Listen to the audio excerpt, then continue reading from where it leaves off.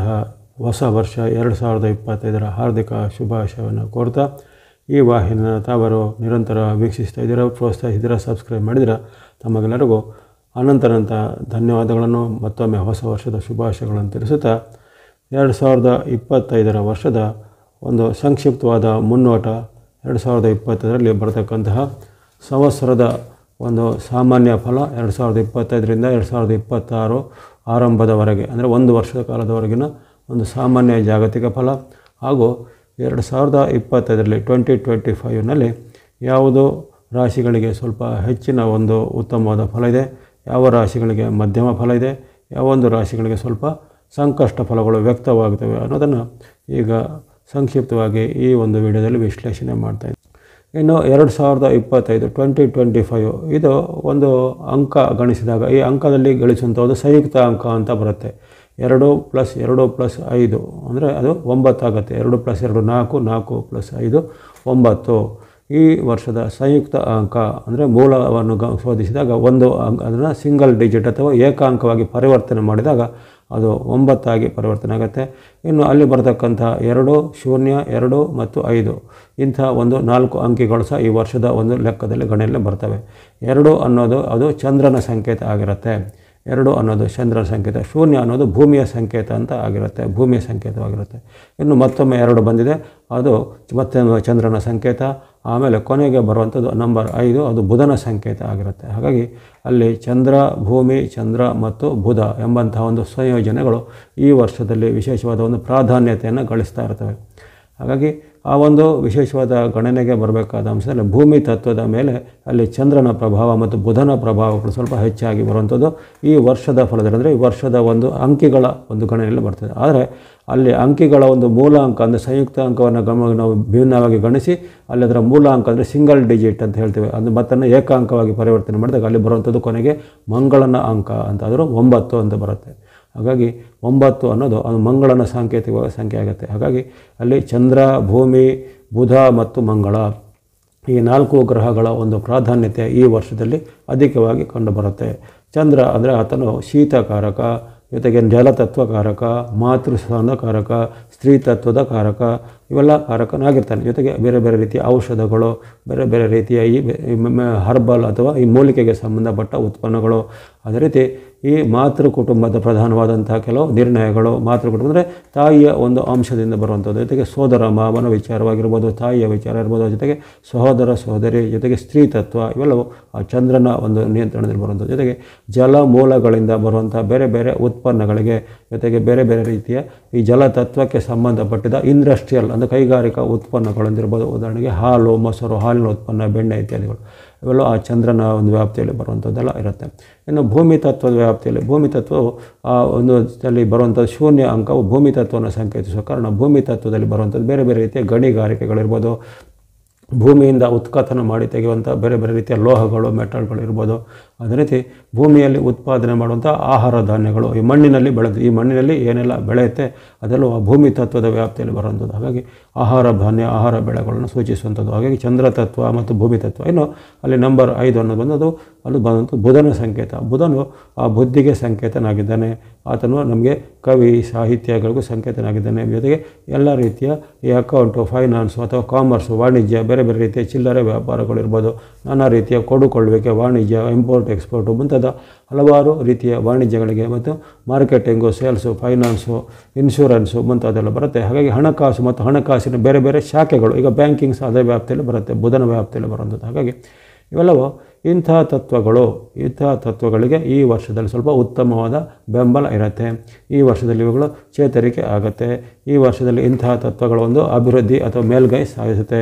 ಇನ್ನು ಸ್ತ್ರೀ ತತ್ವ ಮತ್ತು ಅಲ್ಲಿ ವಿಶೇಷವಾಗಿ ಬುಧನು ನಪುಂಸಕ ತತ್ವ ಅಂದರೆ ತೃತೀಯ ಲಿಂಗಿ ಅಂತ ಹೇಳ್ತಾರೆ. ಆಗ ತೃತೀಯ ಲಿಂಗಿಗಳಿಗೆ ಸೇರಿದಂಥ ಒಂದು ತತ್ವ ಅಂತ ಬರುತ್ತೆ. ಹಾಗಾಗಿ ಈ ವರ್ಷದಲ್ಲಿ ಸ್ತ್ರೀ ತತ್ವ ಮತ್ತು ಆ ತೃತೀಯ ಲಿಂಗಿಗಳ ಪಾರಮ್ಯ ಅಂದರೆ ಅವರ ಒಂದು ಹಕ್ಕು ಸ್ಥಾಪನೆಗಳು ದೇಶಾದ್ಯಂತ, ಜಗತ್ತಿನಾದ್ಯಂತ ಎಲ್ಲ ಹೆಚ್ಚಾಗಿ ಬರುತ್ತೆ. ಸ್ತ್ರೀ ತತ್ವದಿಂದ ನಿಯಂತ್ರಣ ಆಗುವಂಥದ್ದು, ಜೊತೆಗೆ ಸ್ತ್ರೀ ತತ್ವ ಮತ್ತು ಆ ತೃತೀಯ ಲಿಂಗಿ ತತ್ವಗಳ ಮೂಲಕ ತುಂಬ ಒಳ್ಳೆಯದು ಆಗುತ್ತೆ, ತುಂಬ ಕೆಟ್ಟದ್ದು ಆಗುತ್ತೆ. ನೆನಪಿಟ್ಕೊಳ್ಳಿ, ಅಲ್ಲಿ ನಾರಿ ಮುನಿದರೆ ಮಾರಿ ಅಥವಾ ಅಂತ ಹೇಳ್ತಾರಲ್ಲ, ಹಾಗಾಗಿ ಆ ಸ್ತ್ರೀ ತತ್ವದಿಂದ ತುಂಬ ಕೆಲವೊಂದು ಒಳ್ಳೆಯ ಅಂಶಗಳಾಗುವಂಥದ್ದು, ಜೊತೆಗೆ ಸಮಾಜಕ್ಕೆ ಇರ್ಬೋದು, ವ್ಯಕ್ತಿಗಳಿಗೆ ಇರ್ಬೋದು, ಮನೆಗಳಲ್ಲಿ ಇರ್ಬೋದು ಅಂತ ತುಂಬ ಕೆಟ್ಟ ಪರಿಣಾಮಗಳು ಸಹ ಈ ವರ್ಷದಲ್ಲಾಗುತ್ತೆ. ಒಳ್ಳೆಯದು ಮತ್ತು ಕೆಟ್ಟದ್ದು ಮಿಶ್ರ ಫಲವಾಗಿ ಬರುತ್ತೆ. ಇನ್ನು ಆ ಬುಧನ ತತ್ವವಾಗಿ ತೃತೀಯ ಲಿಂಗಿ ಅಂತ ವಿಚಾರ, ಆ ತೃತೀಯ ಲಿಂಗಿಗಳಿಗೆ ಅವರ ಒಂದು ಹಕ್ಕು ಸ್ಥಾಪನೆಗಳಿಗಿರ್ಬೋದು, ಅವರಿಗೆ ಒಂದು ಬೇರೆ ಬೇರೆ ದೇಶದಲ್ಲಿ ಕೊಡುವಂಥ ಪ್ರಾಧಾನ್ಯತೆ ಇರ್ಬೋದು, ಅವೆಲ್ಲ ಸ್ವಲ್ಪ ಹೆಚ್ಚಾಗುತ್ತೆ.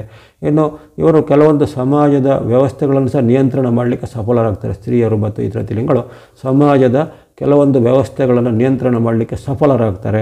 ಅದರಲ್ಲಿ ಯಾವುದೋ ಒಂದು ಕಂಟ್ರೋಲ್ಗಳನ್ನು ತೆಗೆದುಕೊಳ್ಳಲಿಕ್ಕೆ ಇರ್ಬೋದು, ಅಧಿಕಾರಗಳನ್ನು ತೆಗೆದುಕೊಳ್ಳಲಿಕ್ಕೆ ಇರ್ಬೋದು, ಅಥವಾ ಯಾವುದೇ ಒಂದು ದೇಶಗಳಲ್ಲಿ ಇವರ ಒಂದು ಧ್ವನಿಗೆ ಅಲ್ಲಿ ತುಂಬ ಬೆಂಬಲ ಬರುವಂಥದ್ದು, ಇವೆಲ್ಲ ಆಗುವಂಥದ್ದಲ್ಲಾಗುತ್ತೆ. ಇನ್ನು ಈ ಕಲಿಯುಗದ ಒಂದು ಅಂತ್ಯದಲ್ಲಿ ಮುಂದೆ ಈ ಕಲಿಯುಗದ ಕೆಲವು ಮಹಿಮೆಗಳಲ್ಲಿ ಹೇಳಿದರೆ ಈ ಜಗತ್ತು ಮುಂದೆ ಒಂದು ಹಂತದಲ್ಲಿ ಪ್ರೌಢವಾಗಿ ಸ್ತ್ರೀಯರಿಂದಲೇ ಆಳಲ್ಪಡುತ್ತದೆ. ಮುಂದೆ ಒಂದು ಹಂತದಲ್ಲಿ ಈ ತೃತೀಯ ಲಿಂಗಿಗಳು ಸಹ ಈ ಜಗತ್ತನ್ನು ಆಳ್ತಾರೆ ಅನ್ನೋದು ಈ ಕಲಿಯುಗದ ಒಂದು ಪ್ರಚಾರದಲ್ಲಿ ಹೇಳ್ಬಿಡುತ್ತೆ. ಅದರ ಒಂದು ಸಂಕೇತವಾಗಿ ಈಗ ಕೆಲವೊಂದು ಬದಲಾವಣೆಗಳು ಈ 2025 ಅಥವಾ 2020ರಲ್ಲಿ ಕಂಡು ಬರುವಂತಹ ಸಾಧ್ಯತೆ ಇರುತ್ತೆ. ಹಾಗಾಗಿ ಇಲ್ಲಿ ಆಗುವಂತಹ 3 ತತ್ವಗಳು ಪ್ರಧಾನವಾಗಿವೆ. ಜೊತೆಗೆ ಆ ಪ್ರಧಾನ ತತ್ವದ ಫಲಿತಾಂಶ ಅನ್ನೋದು ಅಂದರೆ ಅಲ್ಟಿಮೇಟ್ ರಿಸಲ್ಟ್ ಅನ್ನೋದು ಅಲ್ಲಿ ನಂಬರ್ 9 ಅಂದರೆ 9 ಸಂಖ್ಯೆ ಬಂದಿದೆ, ಮಂಗಳನ ಸಂಖ್ಯೆ. ಆ ಮಂಗಳನ ಸಂಖ್ಯೆ ಬಂದಾಗ ಅಲ್ಲಿ ಅದು ಕ್ರಾಂತಿಯನ್ನು, ದಂಗೆಯನ್ನು, ಮಂಗಳನು ಕ್ರಾಂತಿಕಾರಕ, ಬುಧನು ಸೌಮ್ಯವಾಗಿರ್ಬೋದು, ಚಂದ್ರನು ಸೌಮ್ಯವಾಗಿ ಶಾಂತವಾಗಿರ್ಬೋದು. ಆದರೆ ಅಲ್ಲಿ ಆತನು ಭೂಮಿಯ ಪುತ್ರ, ಅಲ್ಲಿ ಭೂಮಿಯ ಒಂದು ಸಂಖ್ಯೆ ಸಹ ಬಂದಿದೆ. 2025ನಲ್ಲಿ 0 ಅನ್ನೋದು ಬಂದಿದೆ, ಅದು ಭೂಮಿ ತತ್ವವನ್ನು ಸಂಕೇತಿಸುವ ಕಾರಣ ಅಲ್ಲಿ ಭೂಮಿ ತತ್ವದ ಒಂದು ಅಂಕೆ ಬಂದು ಅಲ್ಲಿ ಭೂಮಿ ಪುತ್ರನ ಒಂದು ಅಂತಿಮವಾದ ಪರಿಣಾಮವನ್ನು ಬಂದಿದೆ. ಆ ಭೂಮಿ ಪುತ್ರನಾದ ಅಂಗಾರಕನ ಒಂದು ವಿಶೇಷವಾದ ಪರಿಣಾಮಗಳು ಈ ವರ್ಷದಲ್ಲಿ ಕಂಡುಬರುತ್ತೆ. ಈ ವರ್ಷವು ಆರಂಭ ಆಗೋದು ಬುಧವಾರದಂದು, 1/1/25 ಅನ್ನೋದು ಅದು ಬುಧವಾರದಂದು ಬಂದಿದೆ. ಆದರೆ ಬುಧವಾರದಂದು ಬಂದರೂ ಸಹ ಅಲ್ಲಿ ಆ ಮಂಗಳನ ಪರಿಣಾಮ ವಿಶೇಷವಾಗಿ ವ್ಯಕ್ತವಾಗುವಂಥದ್ದು. ಮಂಗಳನು ಅಲ್ಲಿ ಹಲವಾರು ದೇಶಗಳ ಮಧ್ಯೆ ಈಗಾಗಲೇ ಇದ್ದಂಥ ಶೀತಲ ಸಮರವು ತುಂಬ ಉಗ್ರ ಸ್ವರೂಪವನ್ನು ಪಡೆಯುವಂಥದ್ದು, ಅಥವಾ ಹಲವಾರು ದಾಳಿಗಳು ಆಗುವಂಥದ್ದು. ಜೊತೆಗೆ ಕ್ಷಿಪ್ರ ದಾಳಿಗಳು, ಯಾವುದೇ ಮುನ್ಸೂಚನೆ ಇಲ್ಲದೆ ಹಲವಾರು ದೇಶಗಳಲ್ಲಿ ಕ್ಷಿಪ್ರ ದಾಳಿಗಳಾಗುವಂಥದ್ದು, ರಾತ್ರೋರಾತ್ರಿಗಳು ಬಾಂಬುಗಳ ಸಿಡಿತ, ಜೊತೆಗೆ ಕ್ಷಿಪಣಿಗಳ ದಾಳಿ ಆಗುವಂಥದ್ದು, ಜೊತೆಗೆ ಬೇರೆ ಬೇರೆ ಈ ಉತ್ಪಾತಗಳಿಗೆ ಕಾರಣ ಆಗುವಂತಹ ಘಟನೆಗಳು ಜನರಿಂದಲೂ ಜೊತೆಗೆ ಪ್ರಕೃತಿಯಿಂದಲೂ ಜಗತ್ತು. ಜನರಿಂದಲೂ ಅಂದರೆ ಯುದ್ಧಗಳು, ಬಾಂಬ್ ಸ್ಫೋಟ, ಕ್ಷಿಪಣಿಗಳ ದಾಳಿ ಮಾಡುವಂಥದ್ದು, ಮಿಸೈಲ್ಗಳನ್ನು ಹಾರಿಸುವಂಥದ್ದು, ಅಥವಾ ಯಾವುದೇ ರೀತಿಯ ರೋಗ ರುಜಿನಗಳನ್ನು ಹರಡುವಂಥ ವೈರಸ್ಗಳ ಪ್ರಸಾರ, ಇವೆಲ್ಲ ಬರುತ್ತೆ. ಇನ್ನು ಬರುವಂತಹ ಯುದ್ಧಗಳಲ್ಲಿ ಕೇವಲ ಬಾಂಬ್ ದಾಳಿ ಅಷ್ಟೇ ಬರೋದಿಲ್ಲ, ಬೇರೆ ಬೇರೆ ರೀತಿಯ ರೋಗಕಾರಕವಾದ, ಹಾನಿಕಾರಕವಾದ ಕೆಮಿಕಲ್ಗಳು, ವೈರಸ್ಗಳು ಅಥವಾ ಜೈವಿಕವಾದ ಅಸ್ತ್ರಗಳು ಅಂತ ಹೇಳ್ತೀವಿ, ಅದು ಬಯೋಲಾಜಿಕಲ್ ವೆಪನ್ ಅಂತ ಹೇಳ್ತಾರೆ. ಅವೆಲ್ಲವೂ ಈಗ ಅಭಿವೃದ್ಧಿಯಾಗಿ ಹಂತದಲ್ಲಿದೆ, ಕೆಲವು ಗುಪ್ತವಾಗಿ ಕಾರ್ಯಾಚರಣೆಯಲ್ಲಿ ಇದೆ. ಅಂತಹ ಕೆಲವು ಗುಪ್ತವಾದ ಶಸ್ತ್ರಾಸ್ತ್ರಗಳು ಸಹ ಈ ಒಂದು ವರ್ಷದಲ್ಲಿ ಅಂದರೆ 2025ರಲ್ಲಿ ಹಲವಾರು ದೇಶಗಳಲ್ಲಿ ಪ್ರಯೋಗಗಳು ಆಗುವಂಥದ್ದು, ಅಥವಾ ಗೊತ್ತಿಲ್ಲದೆ ಅದು ಶಸ್ತ್ರ ಪ್ರಯೋಗ ಆಗಿದಂತೆ ಗೊತ್ತಾಗೋದಿಲ್ಲ. ಅದು ಸುಮಾರು 2 ಅಥವಾ 3 ತಿಂಗಳ ಬಳಿಕ ಅದರ ಪರಿಣಾಮಗಳು ಗೊತ್ತಾಗುತ್ತೆ. ಅಂತಹ ಒಂದು ನಿಗೂಢವಾದ, ಜೊತೆಗೆ ವಿಸ್ಮಯಕಾರಿಯಾದ, ಜೊತೆಗೆ ವಿಶೇಷವಾದ ಆತಂಕ ಅಥವಾ ಭಯಾನಕವಾದ ಒಂದು ಘಟನೆಗಳು ಈ ಒಂದು ಪ್ರಪಂಚದ ಹಲವಾರುಗಳಲ್ಲಿ ಸರಗಿಸುವಂಥ ಸಾಧ್ಯತೆ 2020ರಲ್ಲಿ ಕಂಡುಬರುತ್ತೆ. ಹಿಂದೆ ಈಗಾಗಲೇ ಈ ಬೇರೆ ಬೇರೆ ಮಾಧ್ಯಮಗಳಲ್ಲಿ, TV, ಯೂಟ್ಯೂಬ್ ಚಾನಲ್ಗಳಲ್ಲಿ ಬರ್ತಾ ಇರ್ತವೆ. ಆ ಬಾಬಾ ವಂಗ ಅಂತವ್ರು ಈ ಥರ ಫಲ ಹೇಳಿದ್ದಾರೆ, ಆ ನಾಸ್ಟ್ರೋಡಾಮಸ್ ಅನ್ನೋರು ಫಲ ಹೇಳಿದ್ದಾರೆ. ಅಲ್ಲಿ ಖಂಡಿತ ಆ ಫಲಕ್ಕೂ ಈಗ ಬರುವಂಥ ಸಂವತ್ಸರದ ಫಲಕ್ಕೂ ಒಂದು ಲಿಂಕ್ ಅಂತೂ ಖಂಡಿತ ಇದೆ. ಈ 2025 ಅನ್ನೋದು ಒಂದು ವಿಭಿನ್ನವಾದ ವರ್ಷ ಆಗಿರುತ್ತೆ. ಅಂದರೆ ಅಲ್ಲಿ ತುಂಬ ಒಳ್ಳೆಯದು ಆಗುತ್ತೆ, ತುಂಬ ಕೆಟ್ಟದಾಗುತ್ತೆ. ಗಮನದಲ್ಲಿಟ್ಟುಕೊಂಡು ಅಲ್ಲಿ ಮುಂದೆ ಬರುವಂಥ ಸಂಕ್ರಾಂತಿ ಫಲದಲ್ಲೂ ಇದೇ ವ್ಯಕ್ತ ಇದೆ. ಮುಂದೆ ಬರತಕ್ಕಂಥ ಯುಗಾದಿ ಫಲದಲ್ಲೂ, ಯುಗಾದಿ ಫಲವು ಇನ್ನಷ್ಟು ಭಾಳ ವೈಚಿತ್ರವಾಗಿದೆ. ಯಾಕಂದರೆ ಅದು ಯುಗಾದಿ ಫಲ ಅಲ್ಲಿ ಅದು ಕಾಳಸರ್ಪ ಯೋಗದಲ್ಲಿ ನಿರ್ಮಾಣ ಆಗುವಂಥದ್ದು. 2020 ಯಾವ ರೀತಿ ನಾವು ಗಮನಿಸಿದ್ದೋ 2020 ಅದಕ್ಕಿಂತಲೂ ವಿಭಿನ್ನವಾದ ಕೆಲವು ತೊಂದರೆ, ನಿಗೂಢವಾದ ವಿಚಾರಗಳು 2020ರಲ್ಲಿ ಬರುವಂಥ ಸಾಧ್ಯತೆಗಳು ತುಂಬಾ ಇವೆ. ಹಾಗಾಗಿ ಅವೆಲ್ಲವನ್ನೂ ನಾವು ಅಲ್ಲಗಳೆಯಲಿಕ್ಕೆ ಆಗೋದಿಲ್ಲ. ಆ ನಾಸ್ಟ್ರಾಡಾಮಸ್ ಅಥವಾ ಬಾಬಾ ವಂಗ ಮುಂತಾದವರು ಅವರಿಗೂ ಯಾವುದೋ ಒಂದು ಸಾಧನೆಯ ಮೂಲಕ, ಅವರ ಒಂದು ಸಿದ್ಧಿಯ ಮೂಲಕ, ಅಥವಾ ಅವರ ಒಂದು ಕೇಂದ್ರೀಕೃತವಾದ ಭವಿಷ್ಯದ ಕುರಿತ ಚಿಂತನೆ ಮೂಲಕ ಅವರಾದ ಜ್ಞಾನವನ್ನು ಪಡೆದಿರ್ಬೋದು. ಹಾಗಾಗಿ ಆ ಜ್ಞಾನವನ್ನು ನಾವು ಸುಳ್ಳು ಅಂತ ಹೇಳಲಿಕ್ಕೆ ಬರೋದಿಲ್ಲ. ಯಾಕಂದರೆ ಅವರು ಹೇಳಿದಂಥ ಹಲವಾರು ವಿಚಾರಗಳು ಈಗ ಸತ್ಯವಾಗಿ ಪರಿಣಮಿಸುವಂಥದ್ದು ನಮಗೆಲ್ಲ ಅನುಭವದಲ್ಲಿ ಬಂದಿದೆ. ಹಾಗಾಗಿ ಇಲ್ಲಿ ಈಗಿನ ಒಂದು 2025ರ ವಿಚಾರದಲ್ಲೂ ಅದೇ ರೀತಿಯ ಕೆಲವು ಪುನರಾವರ್ತಿತವಾದ ದುರಂತಗಳು, ಪುನರಾವರ್ತಿತವಾದ ಕೆಲವು ಘಟನೆಗಳು, ದುರ್ಘಟನೆಗಳು, ಯುದ್ಧದ ಪ್ರಾಬಲ್ಯಗಳು, ಇದೇ ರೀತಿ ಇನ್ನು ಅಲ್ಲಿ ಬುಧ ಮತ್ತು ಮಂಗಳನಿಗೆ ವಿಶೇಷವಾದ ಒಂದು ವೈರುಧ್ಯ ಇರುತ್ತೆ. ಒಬ್ಬನು ಸೌಮ್ಯವಾದಿ ಮತ್ತೊಬ್ಬ ಉಗ್ರವಾದಿ ಆಗಿರೋದ್ರಿಂದ ಅಲ್ಲಿ ಆ ಒಂದು ಸೌಮ್ಯ ಮತ್ತು ಉಗ್ರರ ಮಧ್ಯದ ತಾಕಲಾಟಗಳಲ್ಲಿ ಹಲವಾರು ರೀತಿಯ ಪ್ರಾಕೃತಿಕ ಮತ್ತು ಮನುಷ್ಯ ನಿರ್ಮಿತವಾದ ಘಟನೆಗಳು ಜರುಗುವಂಥದ್ದು, ಪ್ರಾಣಹಾನಿಗಳು ಆಗ್ಬೋದು, ಅಪಘಾತಗಳಾಗುವಂಥ, ಅವಘಡಗಳಾಗುವಂಥದ್ದು, ಇವೆಲ್ಲ ಸಾಧ್ಯತೆ ಬರುತ್ತೆ. ಇನ್ನು ಈ ಜಲಮೂಲಗಳಿಂದ ಆಗುವಂಥ ದುರಂತಗಳು ಅಂದರೆ ವಿಪರೀತವಾದ ಅತಿವೃಷ್ಟಿಗಳು ಅಥವಾ ವಿಪರೀತವಾದ ನಿಲ್ಲದಂತಹ ಮಳೆಗಳು ಇವೆಲ್ಲ ಬರುತ್ತೆ. ಅಂದರೆ ವೈಚಾರಿಕವಾಗಿ ಕೆಲವೊಬ್ಬರೇ ಅದು ಸಾಧ್ಯನೇ ಇರೋದಿಲ್ಲ ಅಂತ ಹೇಳ್ತಾರೆ. ಅಂದರೆ ನಿರಂತರವಾಗಿ ಒಂದು ಪ್ರದೇಶದಲ್ಲಿ 1 ವಾರ ಅಥವಾ 8-10 ದಿನಗಳು ಮಳೆ ಬಂದರೆ ಆ ಪ್ರದೇಶ ಮುಳುಗಡೆ ಆಗುತ್ತೆ ಅನ್ನೋದು ನಮಗೆಲ್ಲ ಅನುಭವಕ್ಕೆ ಬಂದಿದೆ ಹಿಂದೆ ಹಲವು. ಅಂತಹ ಒಂದು ವಿಚಿತ್ರವಾದ ಮಳೆಗಳು, ವಿಚಿತ್ರವಾದ ಜಲಪ್ರವಾಹಗಳು ಕೆಲವೊಂದು ಭಾಗಗಳಲ್ಲಿ ಮುಳುಗಡೆಯನ್ನು ಸೂಚಿಸುವುದು ಅಥವಾ ಕೆಲವೊಂದು ಭಾಗದಲ್ಲಿ ಸಮುದ್ರದ ಅಲೆಗಳ ಒಂದು ಪ್ರಭಾವ ಜಾಸ್ತಿ ಆಗುವಂಥದ್ದೆಲ್ಲ ಕಂಡುಬರುತ್ತೆ. ಹಾಗಾಗಿ ಇವೆಲ್ಲವೂ ಈ ಪ್ರಾಕೃತಿಕವಾಗಿ ಸಾಮಾಜಿಕವಾಗಿ. ಇನ್ನು ಜನಸಾಮಾನ್ಯರಿಗೆ ಈ ವರ್ಷ ಅಷ್ಟೇನು ಉತ್ತಮವಾಗಿ ಕಂಡುಬರೋದಿಲ್ಲ.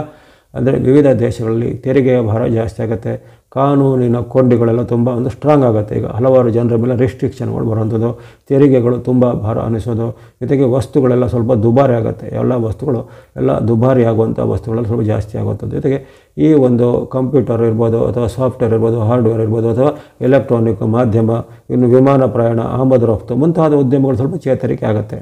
ಯಾವುದೋ ಈಗ ಆಧುನಿಕವಾದ ನಾವು ಪ್ರಪಂಚದಲ್ಲಿದ್ದೇವೋ ಅಂತಹ ಕೆಲವು ಸವಲತ್ತುಗಳು, ಸೌಲಭ್ಯಗಳು ಅವಂಥ ಕ್ಷೇತ್ರದಲ್ಲಿರೋರಿಗೆ ಸ್ವಲ್ಪ ಚೇತರಿಕೆ ಇರುತ್ತೆ. ಇನ್ನು ಸಾಮಾನ್ಯ ವರ್ಗದವರಿಗೆ ಸ್ವಲ್ಪ ಕಷ್ಟಗಳು ಜಾಸ್ತಿ. ಉದಾಹರಣೆಗೆ ಸಣ್ಣ ವ್ಯಾಪಾರಿ, ಸಣ್ಣ ರೈತರಿರ್ಬೋದು, ಸಣ್ಣ ಒಂದು ಮಾರ್ಕೆಟಿಂಗ್ ಅಥವಾ ಯಾವುದೋ ಒಂದು ಪ್ರೈವೇಟ್ ಫರ್ಮಲ್ಲಿ ಕೆಲಸ ಮಾಡುವಂಥವ್ರು ಇರ್ಬೋದು, ಅಂಥವರಿಗೆಲ್ಲ ಸ್ವಲ್ಪ ತುಂಬ ಒಂದು ಕಷ್ಟಕರವಾದ ದಿನಗಳು ಬರ್ಬೋದು.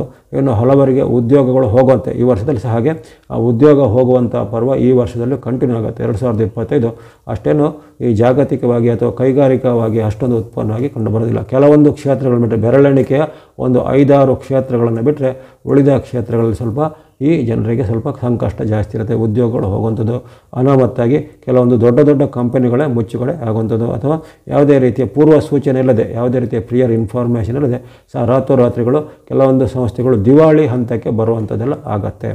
ಹಾಗಾಗಿ ಈ ಸಂವತ್ಸರದಲ್ಲಿ ಒಂದು ಜನಸಾಮಾನ್ಯರಿಗೆ ಅಷ್ಟೊಂದು ಸಮಾಧಾನಕರವಾದ ಫಲಿತಾಂಶಗಳು ಕಂಡುಬರೋದಿಲ್ಲ. 2025 ಈ 2025 ಮುಂದೆ ಮಕರ ಸಂಕ್ರಾಂತಿ ಬರುತ್ತೆ ಜನವರಿ 14ಕ್ಕೆ, ಆಮೇಲೆ ಯುಗಾದಿ ಬರುತ್ತೆ ಮುಂದೆ ಮಾರ್ಚ್ ಅಂತ್ಯಕ್ಕೆ ಮತ್ತು ಏಪ್ರಿಲ್ ಆರಂಭದಲ್ಲಿ. ಹಾಗಾಗಿ ಆ ಒಂದು ತಿಂಗಳ ಫಲದಲ್ಲೂ ಸಹ ಹಾಗೆ ಅಲ್ಲಿ ವಿಶೇಷವಾದ ಒಂದು ಈ ಗಮನಹರಿಸುವಂಥ ಉತ್ತಮವಾದ ಫಲಗಳು ಈ ತಿಂಗಳಲ್ಲಿ ಕಂಡುಬಂದಿಲ್ಲ. ಇವೆಲ್ಲವೂ ಸಾಮಾನ್ಯ ಫಲಗಳನ್ನು ಕಂಡುಬಂದಿದ್ದಾಯಿತು. ಇನ್ನು ಈ ಸಾಮಾನ್ಯ ಫಲಗಳನ್ನು ಎಲ್ಲರೂ ಅರಿತುಕೊಳ್ಬೇಕು. ಯಾಕಂದರೆ ಈ ಸಂವತ್ಸರದಲ್ಲಿ ನಾವು ಯಾವ್ಯಾವ ರೀತಿಯಲ್ಲಿ ಸ್ವಲ್ಪ ಸಿದ್ಧರಾಗಿರಬೇಕು, ಈ ಒಂದು ವರ್ಷ 2020ರಲ್ಲಿ ಯಾವ್ಯಾವ ರೀತಿಯಲ್ಲಿ ಸ್ವಲ್ಪ ವ್ಯತ್ಯಾಸಗಳು ನಮ್ಮ ಜೀವನದಲ್ಲಿ ಆಗ್ಬೋದು ಅನ್ನೋದರೊಂದು ಮುನ್ನೆಚ್ಚರಿಕೆಯನ್ನು ಈ ವರ್ಷದಲ್ಲಿ ನಾವು ಗಮನಿಸಬೇಕಾಗತ್ತೆ. ಹಾಗಾಗಿ ಈ ವಿಚಾರಗಳನ್ನು ಗಮನಿಸಬೇಕು. ಈ ಸಂವತ್ಸರದಲ್ಲಿ ತುಂಬ ಅತ್ಯುತ್ತಮವಾದ ಉತ್ತಮ ಫಲ ಬಿಡುವಂಥ 3 ರಾಶಿಗಳಿರ್ತವೆ. ಆ 3 ರಾಶಿಗಳು ಅತ್ಯುತ್ತಮ ಫಲ ಪಡೆದಿದೆ.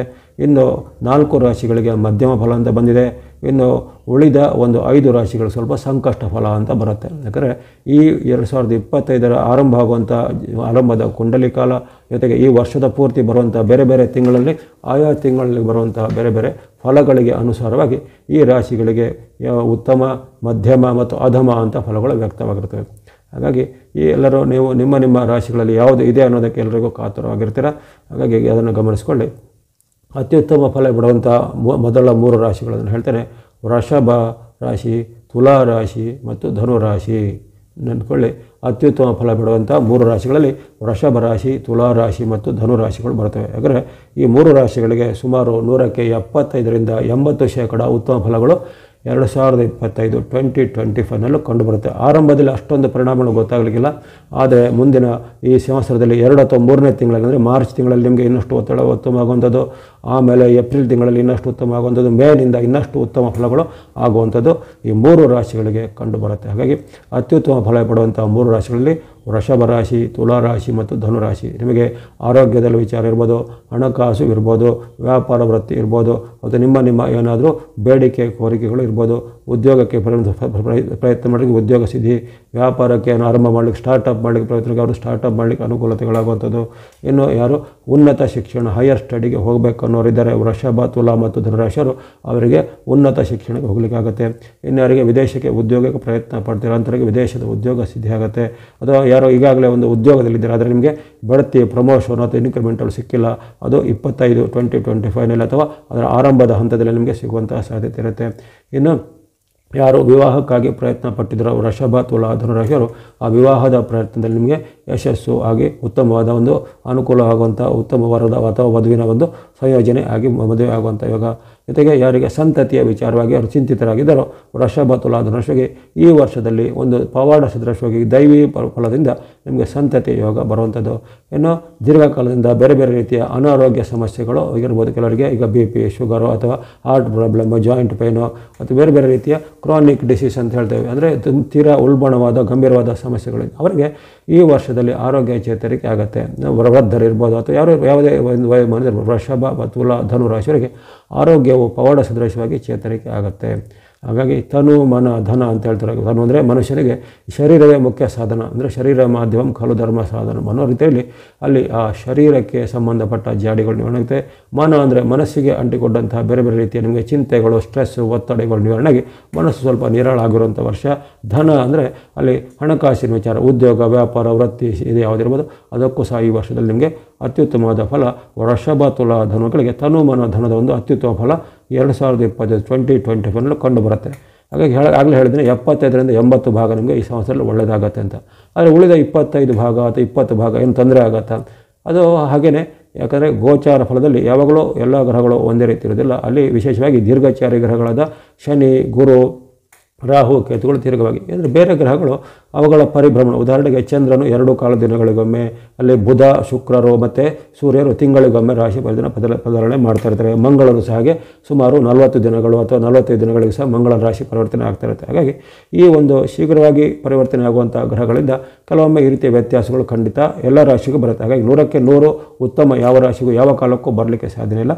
ಆದರೆ ಸಹಜವಾಗಿ ಯಾವ ರಾಶಿಗೆ ಒಂದು 70-80 ಭಾಗ ಉತ್ತಮ ಫಲಗಳು ಬರ್ತವೆ ಆ ರಾಶಿಗೆ ಅತ್ಯುತ್ತಮ ಒಂದು ಫಲ ಅಂತ ಗಮನಿಸಬಹುದು. ಹಾಗಾಗಿ ಅತ್ಯುತ್ತಮ ವರ್ಗದಲ್ಲಿ 3 ರಾಶಿಗಳು ಬಂದಿವೆ. ಆ ಒಂದು ವೃಷಭ ತುಲಾ ಧನುರಾಶಿಯವರು ಈ ವರ್ಷದಲ್ಲಿ ವರ್ಷದ ಪೂರ್ತಿ ಅತ್ಯುತ್ತಮ ಫಲವನ್ನು ಪಡೆಯಲಿದ್ದೀರಾ. ನಿಮ್ಮ ಏನಾದರೂ ದೀರ್ಘಕಾಲದ ಕೋರಿಕೆಗಳು, ಬೇಡಿಕೆಗಳಿದ್ದರೆ ಈ ವರ್ಷ ಪ್ರಯತ್ನ ಪಡ್ಬೋದು. ಯಾವುದೇ ರೀತಿಯ ನಿಮ್ಮ ಒಂದು ಪ್ರಯತ್ನಗಳಿಗೆ ಈ ವರ್ಷದಲ್ಲಿ ಶೀಘ್ರವಾಗಿ ಫಲ ಬರುತ್ತೆ. ಸರ್ಕಾರದ ಕೆಲಸ ಇರ್ಬೋದು, ಕೋರ್ಟ್ ಕಚೇರಿ ಕೆಲಸ ಇರ್ಬೋದು, ಅಥವಾ ನ್ಯಾಯಾಲಯದ ಮೂಲಕ ಪಡೆಯುವಂಥ ಏನಾದರೂ ನಿಮಗೆ ಸವಲತ್ತುಗಳಿರ್ಬೋದು, ಸರ್ಕಾರದ ಸವಲತ್ತುಗಳಿರ್ಬೋದು, ಅಥವಾ ಕೌಟುಂಬಿಕವಾದ ಏನಾದರೂ ವಿವಾದಗಳಿರ್ಬೋದು. ಉದಾಹರಣೆಗೆ ಈ ಪತಿ ಪತ್ನಿ ಸಂಬಂಧ, ಗಂಡ ಹೆಂಡತಿಯರ ಸಂಬಂಧ ಇದೆಲ್ಲ ವಿವಾದಗಳಿದ್ರೆ ಈ ವರ್ಷದಲ್ಲಿ ಆ ವಿವಾದಗಳು ಬಗೆಹರಿತವೆ. ಈ ವರ್ಷದಲ್ಲಿ ನಿಮಗೆ ಬಾಂಧವ್ಯ ಚೆನ್ನಾಗಾಗುತ್ತೆ.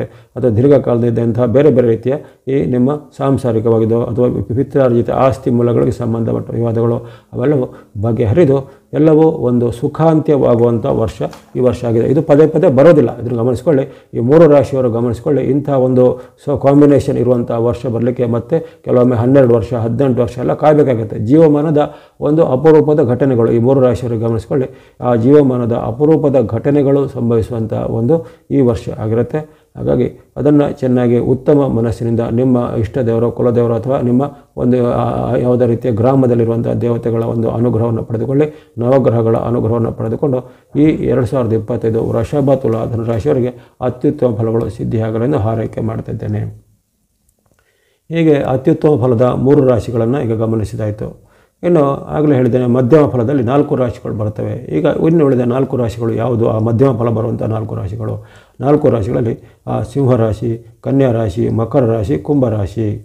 ಸಿಂಹ, ಕನ್ಯಾ, ಮಕರ, ಕುಂಭ ಎಂಬಂತಹ 4 ರಾಶಿಗಳಿಗೆ ಈ ವರ್ಷದಲ್ಲಿ ಮಧ್ಯಮ ಫಲ ಅಂದರೆ ಸುಮಾರು ನಿಮಗೆ 50ಕ್ಕೆ ಮೇಲ್ಪಟ್ಟು ಇದೆ. ಜೊತೆಗೆ 70 ಒಳಗಿರುತ್ತೆ, ಅಂದರೆ 75 ಬರೋದಿಲ್ಲ. ಈಗ 75 ಬಂದದ್ದು ಆ 3 ರಾಶಿ ಹೇಳಿದ್ದೇನೆ.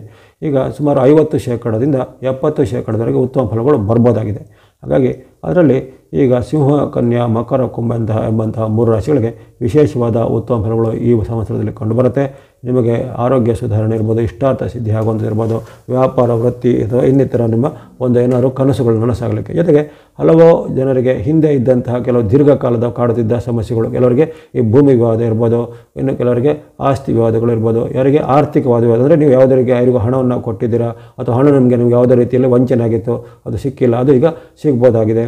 ಅಥವಾ ಯಾವುದೇ ಒಂದು ಕಳೆದು ಹೋದ ವಸ್ತು ಸಿಗುವುದಂತಲೇ, ಅಥವಾ ಹಿಂದೆ ಸಪರೇಟ್ ಆದಂಥವರು, ಉದಾಹರಣೆಗೆ ಗಂಡ ಹೆಂಡತಿರಬಹುದು, ಸಹೋದರ ಸಹೋದರಿರ್ಬೋದು, ಅಥವಾ ಇನ್ನಿತರ ಈ ಬೇರೆ ರೀತಿಯ ಬಾಂಧವ್ಯದಲ್ಲಿ ಬಂಧುಗಳು ಇರ್ಬೋದು. ಈಗ ಯಾವುದೋ ಕಾರಣಕ್ಕೂ ಅದರ ನಿಮ್ಮಿಂದ ವಿಭಜನೆ ಆದಂಥವ್ರು ಈಗ ಒಟ್ಟುಗೂಡುವಂಥದ್ದು, ಅಂದರೆ ಒಂದಾಗುವಂಥ ಘಟನೆಗಳು ಜರುಗುತ್ತವೆ. ಜೊತೆಗೆ ನಿಮಗೆ ಹಿಂದೆ ನಿರಾಕರಣೆಯಾದಂಥ ಅವಕಾಶಗಳು, ಹಿಂದೆ ನಿಮಗೆ ನೀವು ಎಷ್ಟೋ ಪ್ರಯತ್ನ ಮಾಡಿ ಸಿಕ್ಕಿರಲಿಲ್ಲ, ಅದೆಲ್ಲ ಈಗ ಅವಕಾಶಗಳು ಸಿಗ್ತವೆ. ಉದಾಹರಣೆಗೆ ಯಾರೋ ಒಬ್ಬ ಈ ನಟರು ಇರ್ತಾರೆ ಅಥವಾ ಆರ್ಟಿಸ್ಟ್ಗಳು ಇರ್ತಾರೆ, TV ಸೀರಿಯಲ್ನಲ್ಲೋ ಅಥವಾ ಸಿನಿಮಾ ರಂಗದಲ್ಲೋ ಅವರಿಗೆ ಹಿಂದೆ ಎಷ್ಟು ಪ್ರಯತ್ನ ಮಾಡೋ ಚಾನ್ಸ್ ಸಿಕ್ಕಿರಲಿಲ್ಲ. ಆದರೆ ಈ ವರ್ಷದಲ್ಲಿ ಅಂಥವ್ರಿಗೆಲ್ಲ ಚಾನ್ಸ್ ಸಿಗುತ್ತೆ.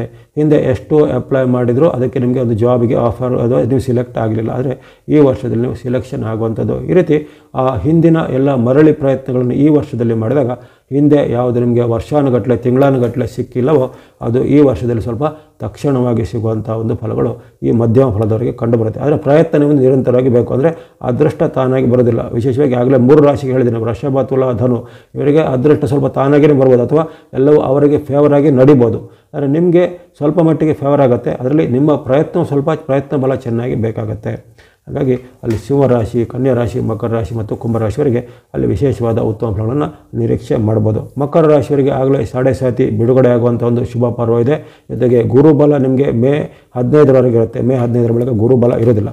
ಹಾಗಾಗಿ ಗಮನಿಸ್ಕೊಳ್ಳಿ, ಅಲ್ಲಿ ಮೇ 15ರ ಬಳಿಕ ಗುರುಬಲದ ಕೊರತೆ ಇರೋ ಕಾರಣ ಹಾಗಾಗಿ ನಿಮಗೆ 75% ಅಥವಾ ಅದಕ್ಕೆ ಮಿಕ್ಕಿದ ಫಲ ಈ ವರ್ಷ ಬರೋದಿಲ್ಲ. ಸುಮಾರು 70% ಬರುವಂಥದ್ದೆಲ್ಲ ಸಾಧ್ಯ ಇರುತ್ತೆ. ಇದು ಕುಂಭರಾಶಿಗೆ ಅದರಲ್ಲಿ ಸಾಡೆ ಸಾತಿ ಇದ್ದರೂ ಸಹಿತ ಈ ವರ್ಷದಲ್ಲಿ ನಿಮಗೆ ಗುರುಬಲ ಬರುತ್ತೆ. ಗುರುವಿನ ವಿಶೇಷವಾದ ಅನುಕೂಲಗಳು ನಿಮಗೆ ಬರುವ ಕಾರಣ ಕುಂಭರಾಶಿಯವರಿಗೆ ಈ ವರ್ಷದಲ್ಲಿ ಆ ವಿಶೇಷವಾದ ಗುರುಬಲದ ಅನುಕೂಲ ಸಾಡೆ ಸಾತಿ ಇದ್ದರೂ ಸಹಿತ ಕೆಲವೊಂದು ಉತ್ತಮ ಫಲಗಳನ್ನು ನೀವು ಈಗ ನಿರೀಕ್ಷೆ ಮಾಡ್ಬೋದು.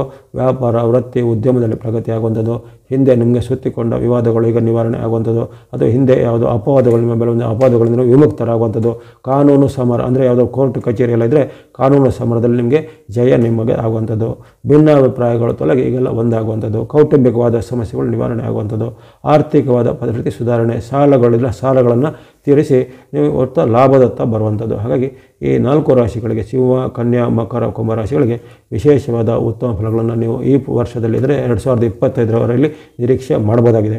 ಇನ್ನು ಕೆಲವೊಂದು ಮುನ್ನೆಚ್ಚರಿಕೆ ಈ 4 ರಾಶಿಗಳು ಬೇಕಾಗುತ್ತೆ. ಈ 4 ರಾಶಿಗಳ ಮುನ್ನೆಚ್ಚರಿಕೆಯ ಕ್ರಮ ಅಂದರೆ ನಿಮಗೆ ಪದೇ ಶತ್ರು ಪೀಡೆ ಬರ್ಬೋದು. ಮಧ್ಯಮ ಫಲ ಅಂದರೆ ಅದೇ ರೀತಿ ಆ ಮಧ್ಯಮದಲ್ಲಿ ವಿಶೇಷವಾಗಿ ಈ 4 ರಾಶಿಗಳಿಗೆ ಈ ವಿಶೇಷದ ಎಚ್ಚರಿಕೆ ಅಂದರೆ ಪದೇ ನಿಮಗೆ ಶತ್ರು ಪೀಡೆಗಳು ಬರ್ಬೋದು. ಆ ಗುಪ್ತ ಶತ್ರುಗಳಿರ್ಬೋದು, ಅಥವಾ ಹಿತಶತ್ರುಗಳಿರ್ಬೋದು, ಅಥವಾ ಮಿತ್ರರ ಶತ್ರುಗಳಿರ್ಬೋದು, ಅಥವಾ ನಿಮ್ಮ ಜೊತೆಗಿದ್ದುಕೊಂಡೇ ನಿಮಗೆ ಏನಾದರೂ ಕೆಡುಕನ್ನು ತೊಂದರೆಯನ್ನು ಮಾಡುವಂಥ ಒಂದು ವ್ಯಕ್ತಿಗಳು ಸಹ ಇರ್ಬೋದು. ಹಾಗಾಗಿ ಈ ಒಂದು ಗುಪ್ತ ಶತ್ರುಗಳ ಕಾಟ, ಹಿತಶತ್ರುಗಳ ಕಾಟ ಬಗ್ಗೆ ಸ್ವಲ್ಪ ಎಚ್ಚರಿಕೆ ಇರಬೇಕು.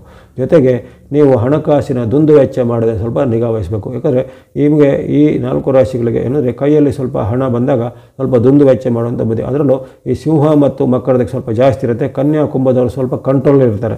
ಆದರೆ ಸಿಂಹ ಮತ್ತು ಮಕರದವರು ಆ ದುಂದುವೆಚ್ಚ ಮಾಡುವಂಥ ಒಂದು ಬುದ್ಧಿಯೆಲ್ಲ ಬರುತ್ತೆ. ಹಣ ನಿಮ್ಮ ಕೈಗೆ ಬರುತ್ತೆ, ಬಂದದನ್ನು ದುಂದುವೆಚ್ಚ ಮಾಡೋದಾಗಲಿ, ದುರುಪಯೋಗ ಮಾಡೋದಾಗಲಿ, ಅಥವಾ ಯಾವುದೇ ರೀತಿಯ ಒಂದು ಉಳಿತಾಯ ಮಾಡದೆ ಅದನ್ನು ಯಾವುದೇ ಒಂದು ಬೇರೆ ರೀತಿಯ ಉದ್ದೇಶಗಳಿಗಾಗಿ ಬಳಸುವಂಥದ್ದೆಲ್ಲ ಸಾಧ್ಯತೆ ಇರುತ್ತೆ. ಹಾಗಾಗಿ ಹಣದ ಒಂದು ದುಂದುವೆಚ್ಚ ಮಾಡಬಾರ್ದು. ಶತ್ರು ಪೀಡೆಗಳ ಬಗ್ಗೆ ಎಚ್ಚರಿಕೆ ಇರಬೇಕು. ಇನ್ನು ಆರೋಗ್ಯದ ಬಗ್ಗೆ ಕಾಳಜಿ ಎಲ್ಲ ರಾಶಿಗೂ ಬೇಕು. ಅದರಲ್ಲಿ ನಿಮಗೂ ಈ ವರ್ಷ ಆರೋಗ್ಯದ ಕಾಳಜಿ ಬೇಕಾಗುತ್ತೆ. ಯಾಕಂದರೆ ಕೆಲವೊಂದು ತಿಂಗಳುಗಳಲ್ಲಿ ಬೇರೆ ಗ್ರಹಗಳ ಒಂದು ಪರಿವರ್ತನೆ ಆಗ್ತಾ ಇರ್ತದೆ.